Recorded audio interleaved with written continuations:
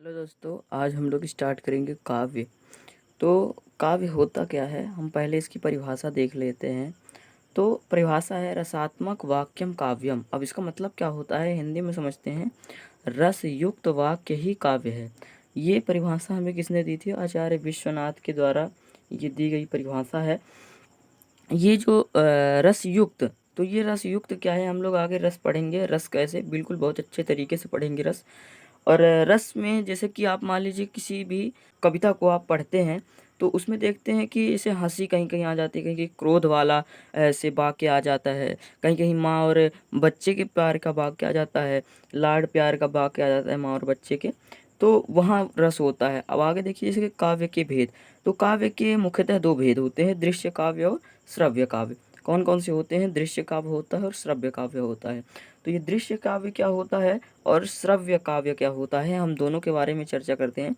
तो जो ये दृश्य काव्य है, तो दृश्य काव्य वह काव्य है जिसमें हम आँखों से देखते हैं, वह कानों से सुनते हैं। अब देखिए यहाँ पे ये दृश्य काव्य जो है, तो दृश्य का मतलब क्या होता है, आप ये पहले समझिए कि दृश्य का मतलब क्या होता है। दृश्य का मतलब सीधा होता है कि देखना, किसी चीज़ को देखना। जब हम किसी काव्य को देख कर उसका अनुभव करते हैं, उसका उससे आनंद लेते हैं, तो आँखों से देखकर, तो वहाँ पे क्या होता है, दृश्य काव्य होता है। और जैसे कि आपकी परिभाषा में ये भी शब्द भी आता है, कहीं लिखा आता है श्रवण करते हैं। तो श्रवण करने का मतलब ही होता है सुनना। ठीक है, तो इस पे आप लोग घबराइएगा नहीं कि यहाँ पे श्रवण आ गया तो इसका मतलब क्या होता है। ठीक है, अब आगे हम लोग चलते हैं। दूसरा नंबर की जो है तो वो है हमारा श्रव्य काव्य। तो श्रव्य काव्य क्या होता है? श्रव्य काव्य वह काव्य है जिसे हम केवल सुनकर रसस्वादन करते हैं। अब देखिए ये रसस्वादन है। श्रव्य काव्य, आप देखिए श्रव्य, श्रव्य का मतलब ही होता है सुनना। तो श्रव्य काव्य वह काव्य है जिसे हम केवल सुनकर रसस्वादन करते हैं। जैसे कि आप लोग रेडियो में कभी सुनते हैं, कभी सॉन्ग सुनते हैं, तो उससे हम क्या करते हैं, उसको सुनकर हम लोग रसस्वादन कर लेते हैं उसको। मतलब अब यहाँ पे रसस्वादन, जैसे हमने यहाँ पे क्या बोला था, रस बोला था, ये रस, तो वहीं पे आ गया रस स्वादन। जैसे कि उसका आनंद हम लोग ले रहे हैं। किसका आनंद ले रहे हैं? रस का आनंद ले रहे हैं। ठीक है, अब देखिए ये तो हमारा किसके, ये मुख्यतः भेद थे, श्रव्य काव्य और दृश्य काव्य। अब यहाँ पर देखिए शैली की दृष्टि से भी दो भेद आते हैं। किसकी दृष्टि से? शैली की दृष्टि से काव्य के दो भेद होते हैं। शैली की दृष्टि से भी काव्य के दो भेद होते हैं। पहला नंबर है हमारा प्रबंध काव्य और दूसरा है मुक्तक काव्य। तो मुक्तक, जैसे कि यहाँ पे लिखा है मुक्तक काव्य, ठीक है, तो मुक्तक को इस प्रकार से भी लिखते हैं। अगर इस प्रकार से आ गया तो आप लोग चिंतित मत होइएगा कि सर ने तो इस प्रकार बताया था, अब ये इस प्रकार लिखा आ रहा है। ठीक है, तो चिंतित मत होइएगा, ये दोनों एक ही है। पहला है नंबर जो है शैली की दृष्टि से भेद, तो प्रबंध काव्य है, दूसरा है मुक्तक काव्य। ठीक है, अब आगे इन दोनों के बारे में भी हम लोग चर्चा करते हैं। प्रबंध काव्य क्या होता है?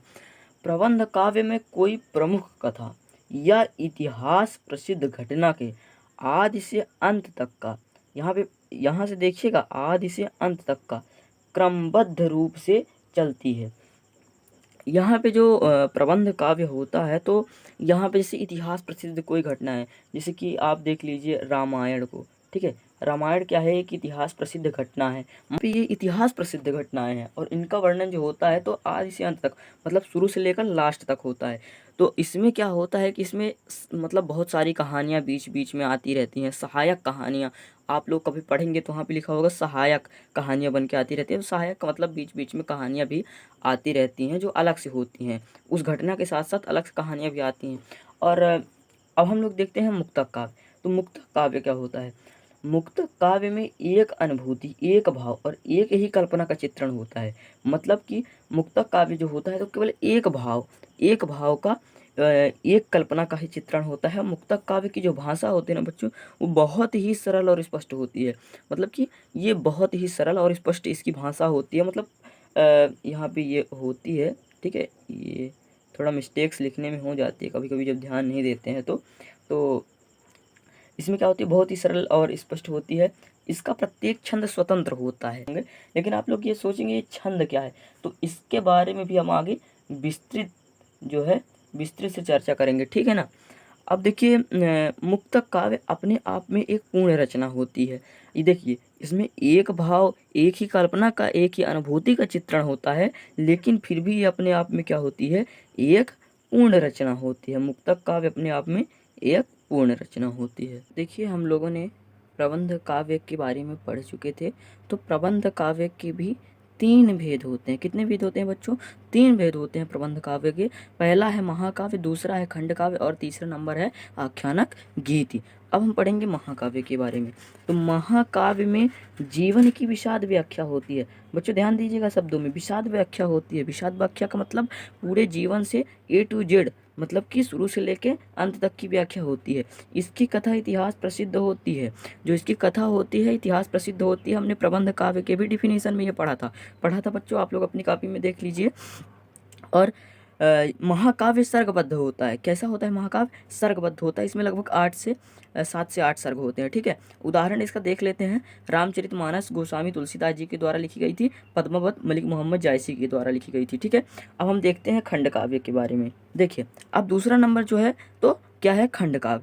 खंड काव्य में जीवन के किसी एक भाग, एक घटना अथवा एक चरित्र का वर्णन किया जाता है। बच्चों शब्दों पर ध्यान दीजिए, क्या क्या लिखा है? किसी एक भाग, जीवन के, संपूर्ण जीवन नहीं बोल रहा है, जीवन के किसी एक भाग, एक घटना अथवा एक चरित्र का चित्रण किया जाता है। ठीक है, खंड काव्य अपने आप में एक पूर्ण रचना होती है। एक भाग का तो चित्रण इसमें किया जाता है, लेकिन वो एक भाग भी क्या होती है? अपने आप में एक पूर्ण रचना होती है। उदाहरण देख लेते हैं बच्चों इसके। तो ये उदाहरण है पंचवटी, हल्दी घाटी, सुदामा चरित। ठीक है, इसके 3 उदाहरण हैं।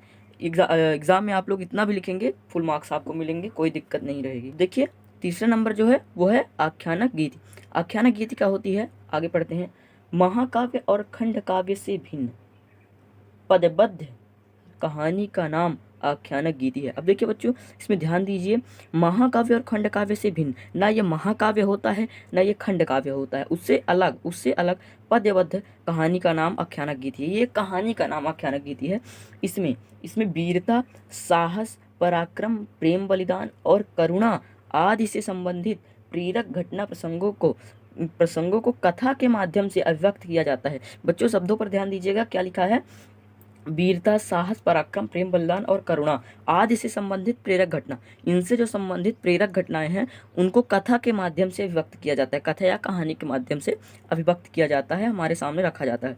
ठीक है, देख लेते हैं इसका उदाहरण। झांसी की रानी उदाहरण है, तुलसीदास, रंग में भंग। 3 उदाहरण देख लिए, एग्जाम में बिल्कुल फुल मार्क्स मिलेंगे, कोई रोकने वाला नहीं है। आप यहाँ से यहाँ तक भी अगर 2 मार्क्स क्वेश्चन आ रहा है, यहाँ से यहाँ तक भी लिखेंगे, कोई दिक्कत नहीं होगी। मैं यहाँ पे आपके नॉलेज के लिए, इन्फॉर्मेशन के लिए यहाँ पे इतना ज़्यादा लिख दिया हूँ, डरने की कोई बात नहीं, बस आप इसको समझिए, वर्ड्स पे ध्यान दीजिए। अब आते हैं मुक्तक काव्य में। मुक्तक काव्य के भी 2 भेद होते हैं बच्चों। मुक्तक काव्य के भी 2 भेद होते हैं। पहला होता है पाठ्य मुक्तक, दूसरा होता है गेय मुक्तक। ठीक है, अब पाठ्य मुक्तक क्या होता है? पाठ्य मुक्तक में विषय की प्रधानता होती है। किसकी प्रधानता होती है बच्चों? विषय की प्रधानता होती है। किसी प्रसंग को लेकर भावानुभूति का चित्रण होता है।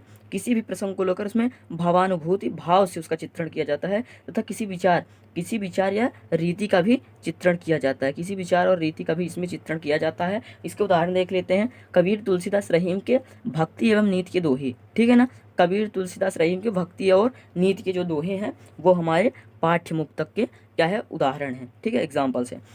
चलिए अब हम बात करते हैं गेय मुक्तक की। गेय मुक्तक क्या होता है? इसे प्रगीति काव्य भी कहते हैं। इसको क्या कहते हैं बच्चों? गीत या प्रगीति काव्य भी कहते हैं। इसमें भाव प्रवणता, सौंदर्य बोध, अभिव्यक्ति की संक्षिप्तता, संगीतात्मकता, लयात्मकता की प्रधानता होती है। इन 5 चीज़ों की इसमें प्रधानता होती है। उदाहरण देख लेते हैं तो मीरा के दोहे एवं पद। जो मीरा के दोहे और पद हैं वो इनके उदाहरण हैं। बिहारी के दोहे एवं पद भी इनके उदाहरण हैं। जिस किसी दोहे या पद में ये 5 चीज़ें आ रही हैं बच्चों, वो हमारे गेय मुक्तक के भी उदाहरण होंगे। दोस्तों अंतिम में हम लोग चार्ट देख लेते हैं। जो भी हमने अभी तक पढ़ा उसको हम एक चार्ट के माध्यम से कैसे थोड़ा सा आप पढ़ेंगे तो ये बिल्कुल आपको याद हो जाएगा। आप चार्ट पढ़िए। काव्य के हमने 2 भेद पढ़े, प्रबंध और मुक्तक। प्रबंध के हमने 3 भेद पढ़े, महाकाव्य, खंड काव्य, आख्यानक गीति। और मुक्तक के 2 भेद पढ़े, पाठ्य मुक्तक और गेय मुक्तक। तो आप एक कॉपी में लिखिए। कॉपी में लिखने के बाद आप चेक कीजिए कि आपकी परिभाषा सही है कि नहीं। ऐसा नहीं कि सेम टू सेम मेरे जैसा लिखिए, आपसे जैसी आए आप वैसी लिखिए। लेकिन हाँ, उसी तरह का होना चाहिए। ये नहीं कि आप प्रबंध वाला मुक्तक में लिख रहे हो, मुक्तक वाला प्रबंध में लिख रहे हो, ठीक है। और आपको ये वीडियो कैसी लगी आप हमें कमेंट में बता सकते हैं, कमेंट बॉक्स जो है आप उसमें बता सकते हैं। और इससे रिलेटेड जो अंतर आते हैं पेपर में वगैरह में अंतर आते हैं, अगर आप अंतर वगैरह चाहते हैं कि हमें अंतर भी सर पढ़ाएं, तो आप जिसके बारे में अंतर इस इतने में जिसके बारे में अंतर आपको पूछना है वो आप हमसे कमेंट बॉक्स में पूछ सकते हैं। और जब आप अंतर पूछेंगे तो मैं उस वीडियो में आपको ये भी बताऊंगा कि आप कैसे अंतर बना सकते हैं, ठीक है।